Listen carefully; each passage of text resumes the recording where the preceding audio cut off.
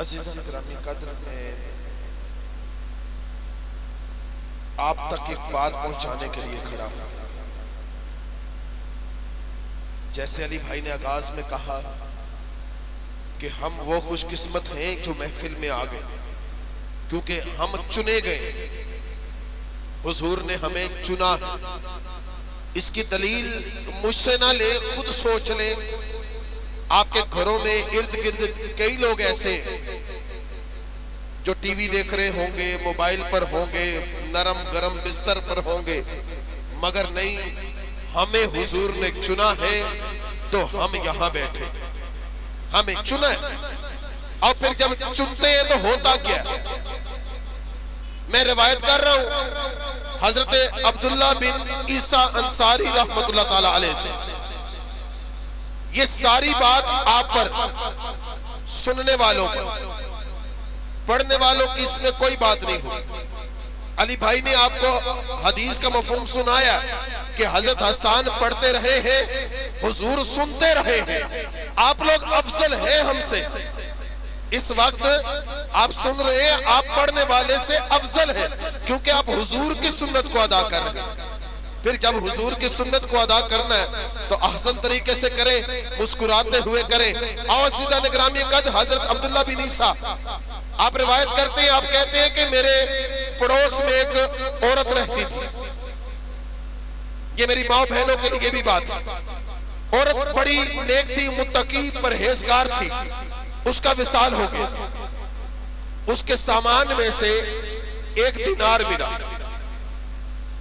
بیٹے نے کہا کہ یہ جو دینار ہے نا، یہ میں کسی اچھے کام میں خرچوں تاکہ میری ماں کو بھی فائدہ ہو۔ ابھی یہ جو پیسے آپ لوگ اسٹیج تک پہنچا رہے ہیں نا، یہ بھی بات اسی کے اندر ہے۔ اب اس نے کہا کہ اللہ سے، ایسے جیسے ہم کبھی کبھی اللہ سے بات کرتے ہیں، کہا اللہ ایسا کوئی راستہ بتا کہ میں جہاں پر یہ پیسے خرچوں اور فائدہ حضور، فائدہ میری اماں تک ہو جائے۔ اب وہ شخص چلتا رہا، راستے میں اس نے ایک مجمع دیکھا، جیسے ہم احباب بیٹھے ہیں ایسے ایک مجمع لگا تھا۔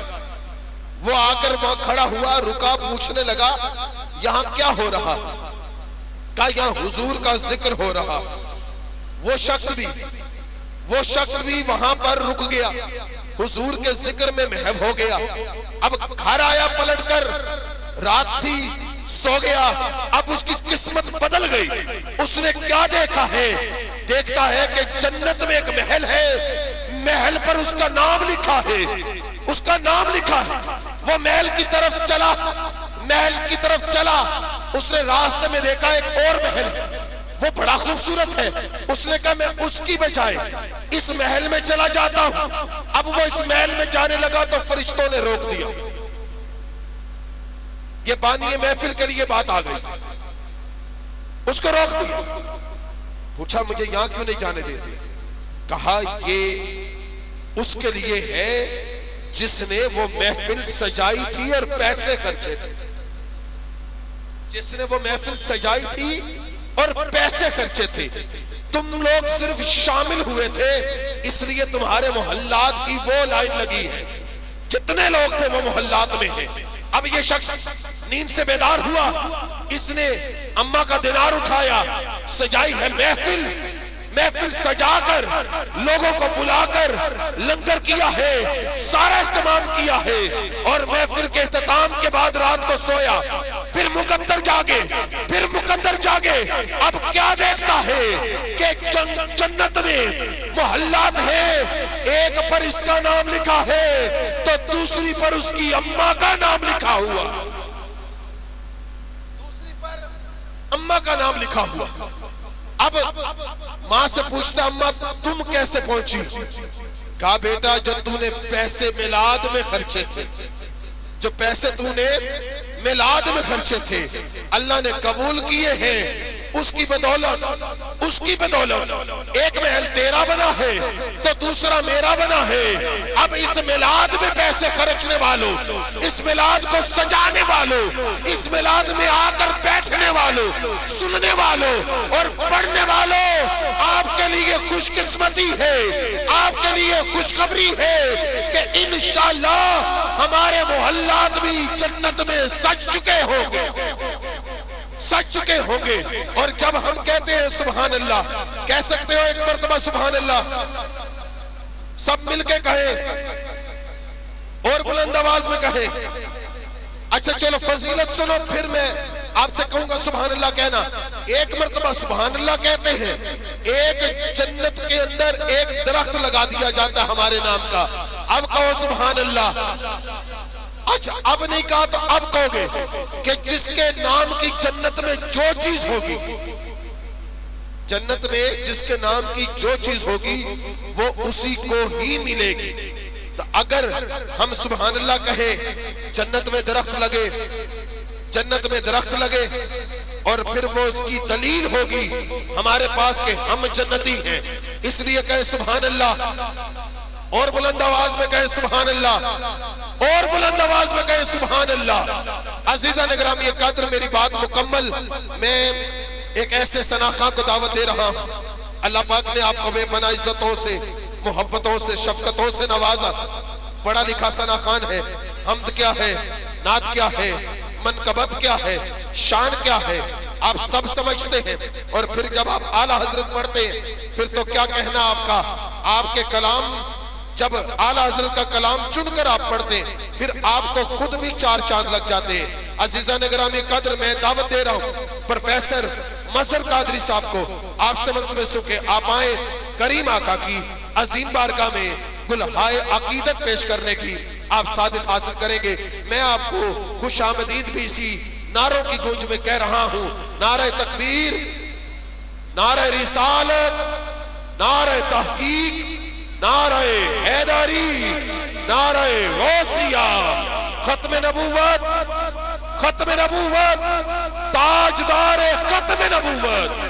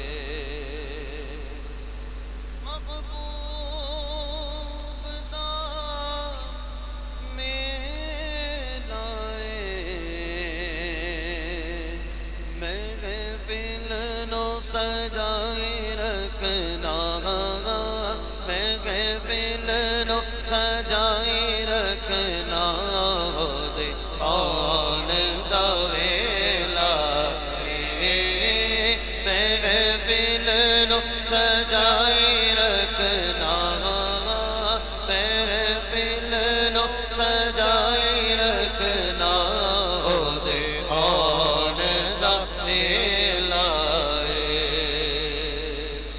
رحمت دا خزینہ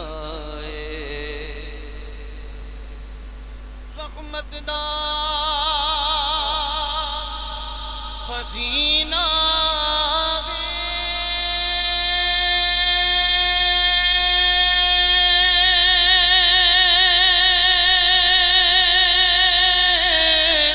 رحمت دا خزینہ لوکا دیا لکھ تارا لوکا دیا لکھ تارا ساڑی تار مدینہ لوکا دیا لکھ تارا ساڑی تار مدینہ دسا گل کی خزینے دی دسا گل کی خزینے دی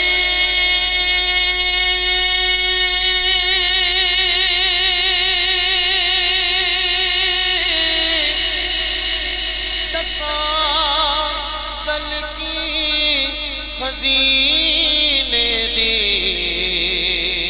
چپ کر میرے علی چپ کر میرے علی تے جانیو بول دی صلی اللہ علیہ یا رسول اللہ وسلم علیہ یا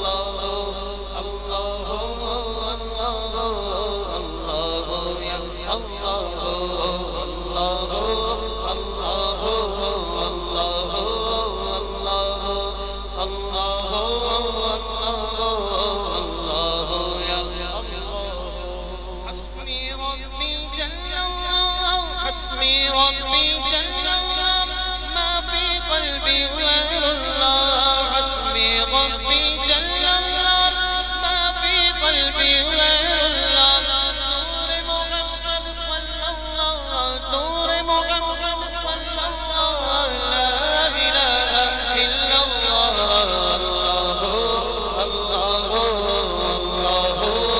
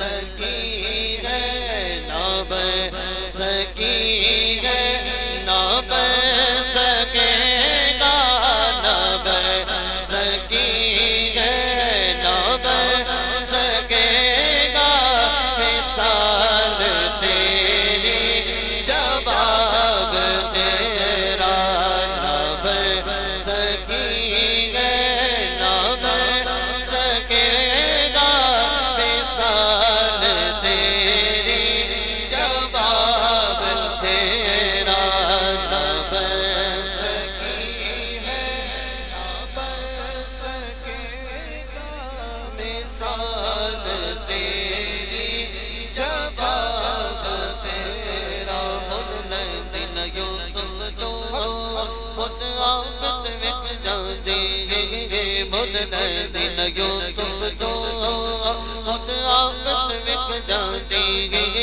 اکھیاں دی سنگلے دی ٹھنڈ سینے چ پے جاندی اکھیاں دی سنگلے دی ٹھنڈ سینے چ پے جاندی